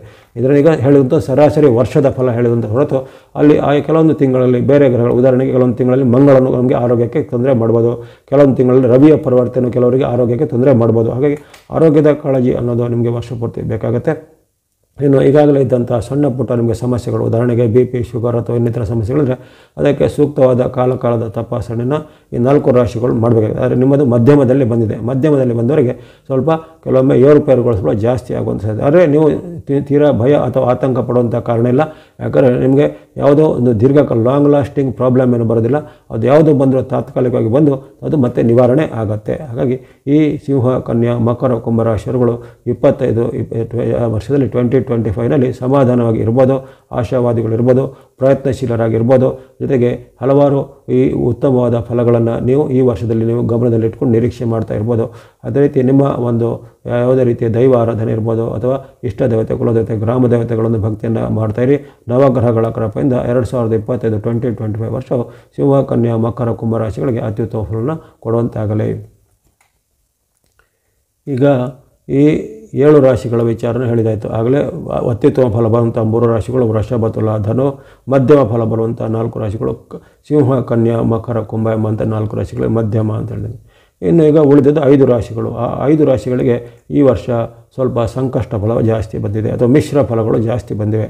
ಹಾಗಾಗಿ ಇದರ ಬಗ್ಗೆ ನಾವು ಸ್ವಲ್ಪ ಗಮನವನ್ನು ವಹಿಸಬೇಕಾಗತ್ತೆ. ಬರುವಂಥ ರಾಶಿಗಳು ಮೇಷರಾಶಿ, ಕಟಕ, ಮಿಥುನ, ವೃಶ್ಚಿಕ ಮತ್ತು ಮೀನ. ಮೇಷ, ಕಟಕ, ಮಿಥುನ, ವೃಶ್ಚಿಕ, ಮೀನರಾಶಿಗಳಿಗೆ ಈ ವರ್ಷದಲ್ಲಿ ಮಿಶ್ರ ಫಲ ಅಥವಾ ಸಂಕಷ್ಟ ಫಲಗಳು ಸ್ವಲ್ಪ ಜಾಸ್ತಿ ಬರ್ತವೆ. ಯಾಕಂದರೆ ಅಲ್ಲಿ ನಿರ್ಮಾಣ ಆಗುವಂಥ ಗ್ರಹಗಳ ಒಂದು ವ್ಯತ್ಯಾಸ. ಉದಾಹರಣೆಗೆ ಅಲ್ಲಿ ಮೇಷರಾಶಿಗೆ ಈ ವರ್ಷದಲ್ಲಿ ಆ ಮಾರ್ಚ್ ತಿಂಗಳು ದಾಟಿದ ಬಳಿಕ ನಿಮಗೆ ಅಲ್ಲಿ ಸಾಡೆ ಸಾತಿಯ ಒಂದು ಪ್ರವೇಶ ಆಗುವಂಥದ್ದು. ಕಟಕ ರಾಶಿಗೆ ಗುರುಬಲದ ನಿವಾರಣೆಗೆ ಅಲ್ಲಿ ನಿಮಗೆ ಶನಿ, ರಾಹು, ಕೇತುಗಳ ತೊಂದರೆಗಳು ಬರುವಂಥದ್ದು. ಇನ್ನು ಈ ಒಂದು ಮಿಥುನ ರಾಶಿಗೂ ಹಾಗೆ ಅಲ್ಲಿ ನಿಮಗೆ ಗುರುಬಲದ ಕೊರತೆ ಒಂದು ಕಡೆ ಆದರೆ ರಾಹು ಕೇತುಗಳ ಒಂದು ಕೆಲವೊಮ್ಮೆ ಕಾಟಗಳು ಬರ್ಬೋದು, ಅಥವಾ ಇತರ ಕೆಲವು ಗ್ರಹಗಳು ಶನಿ ಅಥವಾ ಗುರುವಿನ ಒಂದು ಬಲದ ಕೊರತೆಯಿಂದ ಬರುವಂಥ ಅಪವಾದಗಳು ಬರುವಂಥದ್ದು. ಜೊತೆಗೆ ವೃಶ್ಚಿಕ ರಾಶಿಗೂ ಗುರುಬಲ ನಿವಾರಣೆ ಆಗುತ್ತೆ. ಅಲ್ಲಿ ವೃಶ್ಚಿಕ ರಾಶಿಗೆ ನಿರಂತರವಾಗಿ ಆ ಶನಿ ಇರ್ಬೋದು, ಜೊತೆಗೆ ರಾಹು ಇರ್ಬೋದು, ನಿಮಗೆ ಈ ವರ್ಷದಲ್ಲಿ ಸ್ವಲ್ಪ ಕಾಡಾಟವನ್ನು ಕೊಡುವಂಥ ಒಂದು ವಿಚಾರಗಳಿರ್ತವೆ. ಇನ್ನು ಮೀನರಾಶಿಗೆ ನಿಮಗೆ ಆಗಲೇ ಗೊತ್ತಿರುವಂತೆ ಮೀನರಾಶಿಗೆ ನಿಮ್ಮ ಜನ್ಮದಲ್ಲೇ ಶನಿ ಮಹಾರಾಜ ಇರುವಂಥದ್ದು, ಅಂದರೆ ಜನ್ಮದಲ್ಲಿ ಬರುವಂಥ ಸಾಡೆ ಸಾತಿಯ ಒಂದು ಪೂರ್ಣವಾದ ಫಲಗಳು ಈಗ ಮೀನರಾಶಿಗೆ ಬರ್ತವೆ. ಹಾಗಾಗಿ ಅದರ ಫಲವನ್ನು ಯಾರು ನಿವಾರಣೆ ಮಾಡಲಿಕ್ಕೆ ಆಗುವಂತಿಲ್ಲ. ಅಂದರೆ ಶನಿ ಮಹಾರಾಜರು ಒಬ್ಬರು ನಿಷ್ಪಕ್ಷವಾದ ಅಥವಾ ನಿಷ್ಠುರವಾದ ಒಂದು ನ್ಯಾಯಾಧಿಕಾರಿ, ದಂಡಾಧಿಕಾರಿ ಆಗಿದ್ದಾರೆ. ಹಾಗಾಗಿ ಈ ಮೀನರಾಶಿಯವರಿಗೂ ಹೆಚ್ಚಿನ ಒಂದು ಮೇಷ ಮತ್ತು ಮೀನರಾಶಿಯವರಿಗೆ ಸ್ವಲ್ಪ ಹೆಚ್ಚಿನ ಸಂಕಷ್ಟ ಫಲ ಬರುವ ಸಾಧ್ಯತೆ ಜಾಸ್ತಿ ಇರುತ್ತೆ. ಇನ್ನು ಕಟಕ, ಮಿಥುನ ಮತ್ತು ವೃಶ್ಚಿಕ ರಾಶಿಗೆ ಸ್ವಲ್ಪ ಪ್ಯಾಚ್ ವರ್ಕ್ ಆಗಬಹುದ್ರೆ ಸ್ವಲ್ಪ ಸಂಕಷ್ಟ ಬಂದು ಆಮೇಲೆ ಅದು ನಿವಾರಣೆ ಆಗುವಂಥದ್ದು. ಆದರೆ ಮೇಷ ಮತ್ತು ಮೀನದವರಿಗೆ ಸ್ವಲ್ಪ ದೀರ್ಘಕಾಲವಾದ ಸಮಸ್ಯೆಗಳು ಬರುವಂಥದ್ದು. ಅದು ಆರೋಗ್ಯದಲ್ಲಿರ್ಬೋದು, ಮನಸ್ಸಿನಲ್ಲಿರ್ಬೋದು, ಮನೆಯಲ್ಲಿ ಇರ್ಬೋದು, ಜೊತೆಗೆ ನಿಮ್ಮ ವೃತ್ತಿಯಲ್ಲಿ, ಉದ್ಯೋಗದಲ್ಲಿರ್ಬೋದು, ಅಥವಾ ಇನ್ನಿತರ ಯಾವುದೇ ಸಾಮಾಜಿಕವಾದ ವಿಚಾರಗಳಲ್ಲಿ ಇರ್ಬೋದು. ಎಲ್ಲದರಲ್ಲೂ ನಿಮಗೆ ತುಂಬ ಒಂದು ಮುನ್ನೆಚ್ಚರಿಕೆ ಹೆಜ್ಜೆ ಈ 5 ರಾಶಿಗಳಿಗೆ ಖಂಡಿತ ಬೇಕಾಗುತ್ತೆ. ಇನ್ನು ಮೊದಲನೇದಾಗಿ ತನು, ಮನ, ಧನ ಅಂತ ಆಗಲೇ ಹೇಳಿದ್ದೀನಿ. ಆರೋಗ್ಯ ವಿಚಾರ, ಈ 5 ರಾಶಿಗಳಿಗೆ ಆರೋಗ್ಯ ವಿಚಾರವಾಗಿ ಈ ವರ್ಷದಲ್ಲಿ ಸ್ವಲ್ಪ ಹೆಚ್ಚಿನವಾದ ಒಂದು ಆಸ್ಥೆ ಬೇಕಾಗುತ್ತೆ. ಯಾಕಂದರೆ ಬರುವಂಥದ್ದು ಈ ಚಂದ್ರ, ಬುಧ, ಮಂಗಳ ಮುಂತಾದವರ ನಿಯಂತ್ರಣದಲ್ಲಿ ಈ ವರ್ಷಗಳು ಬಂದಿವೆ. ಹಾಗಾಗಿ ಸಂಖ್ಯಾ ಫಲವಾಗಿ ಇರ್ಬೋದು ಅಥವಾ ಈ ವರ್ಷದೊಂದು ಆಳ್ವಿಕೆಯ ಫಲವಾಗಿರ್ಬೋದು, ಅಲ್ಲಿ ರಾಜನು, ಬುಧ, ಮಂತ್ರಿ, ಚಂದ್ರ ಎಂಬಂತಹ ಒಂದು ಸ್ಥಿತಿ ನಿರ್ಮಾಣ ಆಗಿದ್ದ ಕಾರಣ ಅಲ್ಲಿ ಬೇರೆ ಗ್ರಹಗಳ ಒಂದು ನಿಯಂತ್ರಣ ಸ್ವಲ್ಪ ಕಡಿಮೆ ಬರುತ್ತೆ. ಹಾಗಾಗಿ ಈ ಆರೋಗ್ಯದಲ್ಲಿ ಹೆಚ್ಚಿನವರಿಗೆ ಶೀತ ಉಷ್ಣಗಳ ಒಂದು ವ್ಯತ್ಯಾಸ ಆಗುವಂಥದ್ದು, ನೀರಿನಿಂದ ಬರುವಂಥ ರೋಗಗಳಿರ್ಬೋದು, ಅಥವಾ ಆಹಾರದಿಂದ ಫುಡ್ ಪಾಯ್ಸನಿಂಗ್ ಎಲ್ಲ ಜಾಸ್ತಿ ಆಗ್ಬೋದು. ಈ 5 ರಾಶಿಗಳಿಗೆ ನೀರಿನ ವ್ಯತ್ಯಾಸದಿಂದ ಅಥವಾ ಕೆಲವೊಬ್ಬರಿಗೆ ಕಲುಷಿತ ನೀರು, ಕಲುಷಿತವಾದ ಆಹಾರ, ಅಥವಾ ಇನ್ನಿತರ ಯಾವುದೇ ನಿಮಗೆ ಪಾಯ್ಸನಿಂಗ್ ಅಂದರೆ ಅದರಲ್ಲಿ ಆಹಾರದಲ್ಲಿ ವಿಷಾಂಶಗಳು ಆಗುವಂಥದ್ದು, ಇವೆಲ್ಲ ತೊಂದರೆ ಆಗುವಂಥ ಸಾಧ್ಯತೆ ಇರುತ್ತೆ. ಇನ್ನು ಪ್ರಯಾಣ ಕಾಲದಲ್ಲಿ ಇರ್ಬೋದು ಅಥವಾ ಪರಸ್ಥಳದಲ್ಲಿ ನೀವು ಇರುವಾಗಿರ್ಬೋದು, ಅಲ್ಲಿ ಆಹಾರ ಮತ್ತು ನೀರಿನ ಬಗ್ಗೆ ತುಂಬ ಒಂದು ಎಚ್ಚರಿಕೆ ಹೆಜ್ಜೆ ನೀವು ಗಮನಿಸಬೇಕಾಗತ್ತೆ. ಈ ಒಂದು 5 ರಾಶಿಗಳಿಗೆ ಅಂಥ ಒಂದು ತೊಂದರೆಗಳು ಬರ್ಬೋದು. ಇನ್ನು ಯಾರಿಗೆ ಈಗಾಗಲೇ ಇರುವಂಥ ಆರೋಗ್ಯ ಸಮಸ್ಯೆ ಇದ್ದರು, ಉದಾಹರಣೆಗೆ BP ಇದ್ದವರು, ಶುಗರ್ ಇದ್ದರು, ಹಾರ್ಟ್ ಪ್ರಾಬ್ಲಮ್, ಆಸ್ತಮಾ ಅಥವಾ ಜಾಯಿಂಟ್ ಪೇನ್, ಆರ್ಥರೈಟಿಸ್ ಮುಂತಾದೆಲ್ಲ ಎಲ್ಲರಿಗೆ ವರ್ಷಾನುಗಟ್ಟಲೆಯಿಂದ ಇರುವಂಥ ಸಮಸ್ಯೆಗಳು ಇರ್ತವೆ. ಅದರೊಂದಿಗೆ ನಾವು ಜೀವನವನ್ನು ನಿರ್ವಹಣೆ ಮಾಡೋದು ಅಂದರೆ ಅಂಥದ್ದನ್ನು ಈಗ ಈ ವರ್ಷದಲ್ಲೂ ತುಂಬ ಸರಿಯಾಗಿ ಮ್ಯಾನೇಜ್ ಮಾಡಬೇಕಾಗತ್ತೆ. ಅಂದರೆ ಅದರ ನಿಯಂತ್ರಣ ನೀವು ಖಂಡಿತ ಮಾಡಬೇಕಾಗತ್ತೆ. ಶುಗರ್ ಇದ್ದವರು ಶುಗರ್ ಕಂಟ್ರೋಲ್ ಇಡೋದು, BP ಇದ್ದವರು BP ಕಂಟ್ರೋಲು, ಜೊತೆಗೆ ನಿಮ್ಮ ಕಾಲಕ್ಕೆ ಔಷಧ ಉಪಚಾರ ಏನೇನಿದೆ ಅದನ್ನು ತಪ್ಪದೆ ನೀವು ಸೇವನೆ ಮಾಡೋದು, ಜೊತೆಗೆ ಕಾಲಕ್ಕೆ ಮಾಡುವಂಥ ಚೆಕಪ್, ವೈದ್ಯಕೀಯ ತಪಾಸಣೆ, ವೈದ್ಯಕೀಯ ಸಲಹೆಯನ್ನು ಈ 5 ರಾಶಿಗಳು ಖಂಡಿತ ಮಾಡಬೇಕಾಗತ್ತೆ. ಯಾಕಂದರೆ ಇದ್ದಂತಹ ಸಮಸ್ಯೆ ದಿಢೀರಾಗಿ ಉಲ್ಬಣ ಆಗ್ಬೋದು, ಅಥವಾ ರಾತ್ರೋರಾತ್ರಿ ಏನಾದರೂ ನಿಮಗೆ ಆ ಸೀರಿಯಸ್ನೆಸ್ ಎಂದು ಬರುವಂಥದ್ದೆಲ್ಲ ಸಾಧ್ಯತೆ ಇರುತ್ತೆ. ಆರೋಗ್ಯದ ಬಗ್ಗೆ ಖಂಡಿತ ಈ 5 ರಾಶಿಗಳಿಗೆ ತುಂಬ ಕಾಳಜಿ ಬೇಕಾಗುತ್ತೆ. ಈಗಾಗಲೇ ಇರತಕ್ಕಂಥ ನಿಮ್ಮ ಸಮಸ್ಯೆಗಳನ್ನು ಖಂಡಿತ ನೀವು ಕಂಟ್ರೋಲ್, ನಿಯಂತ್ರಣದಲ್ಲಿ ಇಟ್ಕೋಬೇಕಾಗತ್ತೆ. ಜೊತೆಗೆ ಈ ಕಾಲದಲ್ಲಿ ಕೆಲವರಿಗೆ ಇದ್ದಕ್ಕಿದ್ದಂತೆ ಈ ತಲೆ ಸುತ್ತು ಬರುವಂಥದ್ದು, ಚಕ್ಕರ್ ಬರುವಂಥದ್ದು, ಅಥವಾ ಇದ್ದಕ್ಕಿದ್ದಂತೆ ನಿದ್ರಾಹೀನತೆ ಬರುವಂಥದ್ದು, ರಾತ್ರಿ ನಿದ್ರೆಗಳ ಕೊರತೆ ಆಗುವಂಥದ್ದೆಲ್ಲ ಸಾಧ್ಯತೆ. ಜೊತೆಗೆ ಚಿಂತೆಗಳು ಜಾಸ್ತಿ ಕಾಡುತ್ತೆ. ತನು ಆದಮೇಲೆ ಮನ ಅಂತ ಹೇಳಿದ್ದೇನೆ. ಮನಸ್ಸಿನಲ್ಲಿ ಬೇರೆ ಬೇರೆ ರೀತಿಯ ನೆಗೆಟಿವ್ ತರಂಗಗಳು ಅಂದರೆ ಋಣಾತ್ಮಕವಾದ ತರಂಗಗಳು ನಿಮ್ಮ ಮನಸ್ಸಲ್ಲಿ ಕೊರೆಯುವಂಥದ್ದು, ಅಥವಾ ಇನ್ನು ಕೆಲವರಿಗೆ ದ್ವೇಷ, ಅಸೂಯೆ ಹೆಚ್ಚಾಗುತ್ತೆ. ಈ 5 ರಾಶಿಗಳಿಗೆ ಈ ವರ್ಷದಲ್ಲಿ ದ್ವೇಷ ಅಂದರೆ ಇನ್ನೊಬ್ಬರನ್ನು ನೀವು ದ್ವೇಷ ಮಾಡ್ತೀರಂದರೆ ಮನೆಯ ಸದಸ್ಯರಿರ್ಬೋದು, ನಿಮ್ಮ ಸ್ವಂತದವರು ಇರ್ಬೋದು, ಅಥವಾ ಪತಿಯನ್ನು ದ್ವೇಷ ಮಾಡೋದಾಗಲಿ, ಪತಿಯನ್ನು ದ್ವೇಷ ಮಾಡೋದಾಗಲಿ, ಅಥವಾ ತಂದೆ ಮಕ್ಕಳನ್ನು ದ್ವೇಷ ಮಾಡೋದು, ಮಕ್ಕಳು ತಂದೆಯನ್ನು ದ್ವೇಷ ಮಾಡೋದು, ಇವೆಲ್ಲ ಜರಗತ್ತೆ. ಹಾಗಾಗಿ ಪರಸ್ಪರ ದ್ವೇಷ ಮಾಡುವಂಥ ಭಾವನೆ, ಬುದ್ಧಿಗಳು ಈ 5 ರಾಶಿಗಳಲ್ಲಿ ಸ್ವಲ್ಪ ಬರುತ್ತೆ. ಹಾಗಾಗಿ ಇಂಥವ್ರು ಸ್ವಲ್ಪ ಈ ಕಾಲದಲ್ಲಿ ಮನಸ್ಸಿನ ಭಾವನೆಗಳನ್ನು ನಿಯಂತ್ರಣ ಮಾಡಬೇಕು, ಮನೋನಿಯಂತ್ರಣ ಮಾಡ್ಕೋಬೇಕು. ಜೊತೆಗೆ ಯಾವುದೇ ರೀತಿಯ ಅತಿರೇಕವಾದ ವಿಚಾರಗಳಿಗೆ ಕೈ ಹಾಕೋದ್ರಲ್ಲಿ ತುಂಬ ಒಂದು ಎಕ್ಸ್ಟ್ರೀಮ್ ಆಗಿ ನೀವು ಸಿಟ್ಟು ಮಾಡಿಕೊಂಡು ಇನ್ನೊಬ್ಬರ ಜೊತೆಗೆ ಜಗಳ ಕಾಯ್ದಾಗಲಿ, ಇನ್ನೊಬ್ಬರ ಜೊತೆಗೆ ಬೇರೆ ಬೇರೆ ರೀತಿಯ ವೈಮನಸ್ಸನ್ನು ಬೆಳೆಸೋದನ್ನು ಸ್ವಲ್ಪ ಮಾಡುವಂಥದ್ದು ನಿಯಂತ್ರಣ ಮಾಡಬೇಕಾಗತ್ತೆ. ಹಾಗಾಗಿ ತನು, ಮನ ಮತ್ತು ಧನದ ವಿಚಾರ ಬಂದಾಗಲಾಗಲೇ ಈ ವರ್ಷದಲ್ಲಿ ನಿಮಗೆ ಖರ್ಚುಗಳು ಜಾಸ್ತಿ ಬರುತ್ತೆ, ಆದಾಯ ಕೊರತೆ ಆಗುತ್ತೆ, ತುಂಬ ಖರ್ಚು ಬರುವಂಥದ್ದು, ಜೊತೆಗೆ ತುಂಬ ಕೆಲವರಿಗೆ ಆರ್ಥಿಕವಾಗಿ ಕಷ್ಟಗಳಾಗುವಂಥದ್ದು. ಯಾರು ಈ 5 ರಾಶಿಗಳು ಮೇಷ, ಕಟಕ, ಮಿಥುನ, ವೃಶ್ಚಿಕ ಮೇಳದಲ್ಲಿ ವ್ಯಾಪಾರ ಉದ್ಯಮ ಯಾರು ಮಾಡ್ತಾರೆ ಅಂದರೆ ಇಂಡಸ್ಟ್ರಿ, ಕೈಗಾರಿಕೆ ಅಥವಾ ಬಿಸ್ನೆಸ್ ಯಾರು ಮಾಡ್ತಿದ್ದಾರೋ ಅವರು ಬಿಸ್ನೆಸ್ಸಲ್ಲಿ ಸಹ ತುಂಬ ಒಂದು ಎಚ್ಚರಿಕೆ ಹೆಜ್ಜಬೇಕು. ಅದು ವಿಶೇಷವಾಗಿ ಮಾರ್ಚ್, ಏಪ್ರಿಲ್ ಬಳಿಕ ನಿಮಗೆ ಇನ್ನಷ್ಟು ತೊಂದರೆಗಳು ಜಾಸ್ತಿ ಆಗುವಂಥ ಸಾಧ್ಯತೆ ಇರುತ್ತೆ. ಈ 5 ರಾಶಿಗಳಿಗೆ ಮಾರ್ಚ್, ಏಪ್ರಿಲ್ ಆರಂಭದಲ್ಲಿ ಅಷ್ಟೊಂದು ಗೊತ್ತಾಗಲಿಕ್ಕಿಲ್ಲ. ಮಾರ್ಚ್, ಏಪ್ರಿಲ್ ಮತ್ತು ಮೇ ತಿಂಗಳು ಬಂದು ಇನ್ನಷ್ಟು ಸ್ವಲ್ಪ ಎಲ್ಲ ಪರಿಸ್ಥಿತಿಗಳು ಉಲ್ಬಣ ಅಂದರೆ ತುಂಬ ಗಂಭೀರಕ್ಕೆ ಹೋಗುವಂಥ ಸಮಸ್ಯೆಗಳೆಲ್ಲ ಬರ್ಬೋದಾಗಿದೆ. ಹಾಗಾಗಿ ಈ ಹಣಕಾಸಿನ ವಿಚಾರ, ವ್ಯಾಪಾರದ ವಿಚಾರ ಎಚ್ಚರಿಕೆ ವಹಿಸಬೇಕು. ತುಂಬ ದೊಡ್ಡ ಮೊತ್ತದ ಸಾಲ ಮಾಡೋದು, ತುಂಬ ದೊಡ್ಡ ಮೊತ್ತದ ಸಾಲವನ್ನು ಕೊಡುವಂಥದ್ದು, ರಿಸ್ಕ್ ಇರುವಂಥ ಯಾವುದೇ ಹೂಡಿಕೆ ಮಾಡಲಿಕ್ಕೆ ಹೋಗುವಂಥದ್ದು, ಅಥವಾ ಆನ್ಲೈನಲ್ಲಿ ಯಾವುದೋ ಲಿಂಕನ್ನು ಯಾವುದೋ ಒಂದು ಆಮಿಷಕ್ಕೆ ನೀವು ಬಲಿಯಾಗಿ ಅಲ್ಲಿ ಹಣವನ್ನು ಕಳೆದುಕೊಳ್ಳುವಂಥ ಸಾಧ್ಯತೆ ಈ 5 ರಾಶಿಗಳಿಗೆ ಕಂಡುಬರುತ್ತೆ. ಜೊತೆಗೆ ಯಾವುದೇ ಒಂದು ವಿವಾದದಲ್ಲಿ ಅದು ಯಾವುದೇ ರೀತಿ ಅಪರಾಧದ ಕೃತ್ಯದಲ್ಲಿ ನೀವು ಸಿಲುಕಿಕೊಳ್ಳುವಂಥದ್ದೆಲ್ಲ ಬರುತ್ತೆ. ಜೊತೆಗೆ ಈ ಕಾಲದಲ್ಲಿ ನಿಮಗೆ ದುಷ್ಟ ಜನರು, ದುಷ್ಟ ಮಿತ್ರರು, ದುರ್ಬೋಧನೆ ಮಾಡುವಂಥವ್ರು ಅಥವಾ ರಾಂಗ್ ಐಡಿಯಾಗಳನ್ನು ಕೊಡುವಂಥವ್ರು ಅಥವಾ ನಿಮ್ಮನ್ನು ಹಳ್ಳಕ್ಕೆ ತಳ್ಳುವಂಥವ್ರಲ್ಲಿ ಸ್ವಲ್ಪ ಜಾಸ್ತಿ ಇರ್ತಾರೆ. ಹಾಗಾಗಿ ಇಲ್ಲಿ ಹಳ್ಳಕ್ಕೆ ಬೀಳದಂತೆ ನೀವು ನಿಮ್ಮ ಮುನ್ನೆಚ್ಚರಿಕೆಯಲ್ಲಿ ಈ 5 ರಾಶಿಗಳು ಖಂಡಿತ ಇರಬೇಕಾಗತ್ತೆ.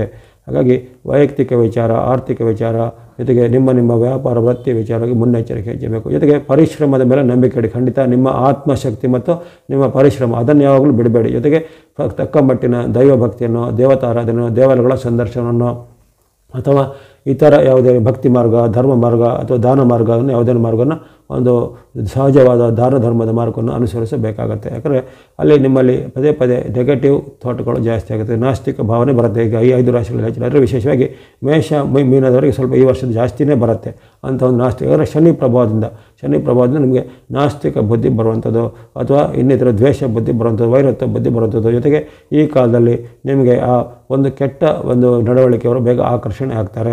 ಹಾಗಾಗಿ ಅಂತಹ ವಿಚಾರವಾಗಿ ಈ ವರ್ಷದಲ್ಲಿ ನೀವು ಮುನ್ನೆಚ್ಚರಿಕೆ ಖಂಡಿತ ಬೇಕಾಗುತ್ತೆ. ತನು ಮನ ಧನದ ಜೊತೆಗೆ ನಿಮ್ಮ ನಡವಳಿಕೆ, ಮಾತು ಇವೆಲ್ಲವನ್ನು ಶುದ್ಧವಾಗಿ ಇಟ್ಕೊಳ್ಳುವಂಥ ಒಂದು ಪ್ರಯತ್ನವನ್ನು ಖಂಡಿತ ಮಾಡಬೇಕಾಗತ್ತೆ.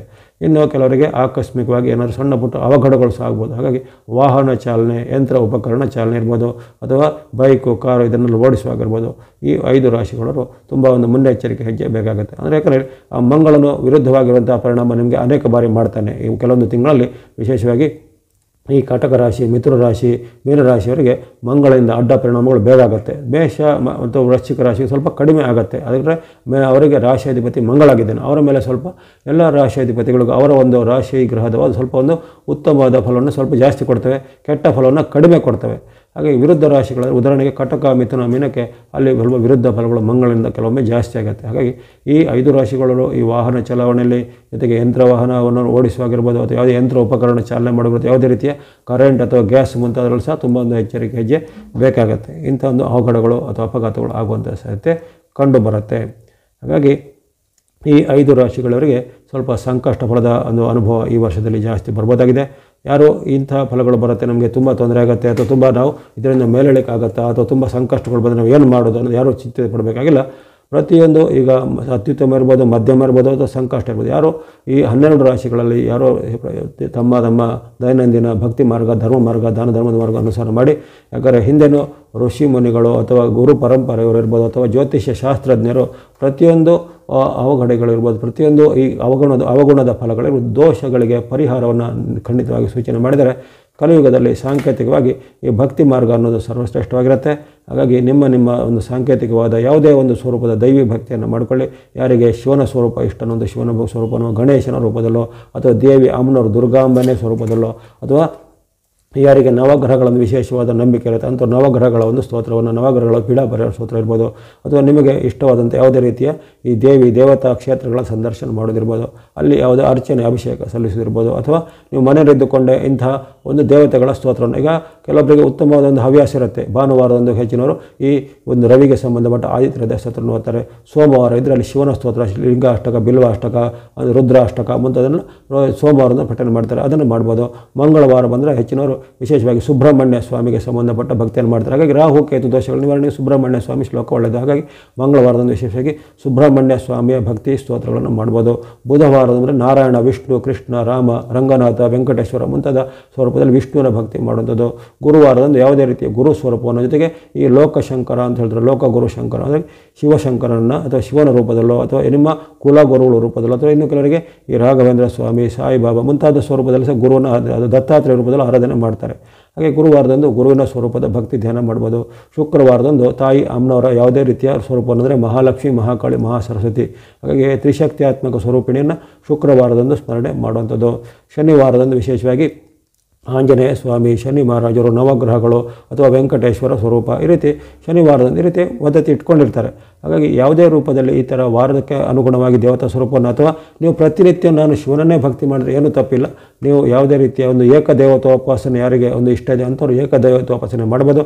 ಯಾರಿಗೆ ಈ ವಿಧವಾದ ಸ್ವರೂಪವನ್ನು ಅಂದರೆ ಅಲ್ಲಿ ಬೇರೆ ಬೇರೆ ಸ್ವರೂಪಗಳು ಬೇರೆ, ಆದರೆ ಪರಮಾತ್ಮನ ಒಂದು ಅಸ್ತಿತ್ವ ಒಂದೇ ಆಗಿರುತ್ತೆ. ಅಂತ ಭಿನ್ನ ಸ್ವರೂಪದವರು ಭಿನ್ನ ಸ್ವರೂಪದಲ್ಲಿ ಭಕ್ತಿ ಮಾಡ್ಬೋದಾಗಿದೆ.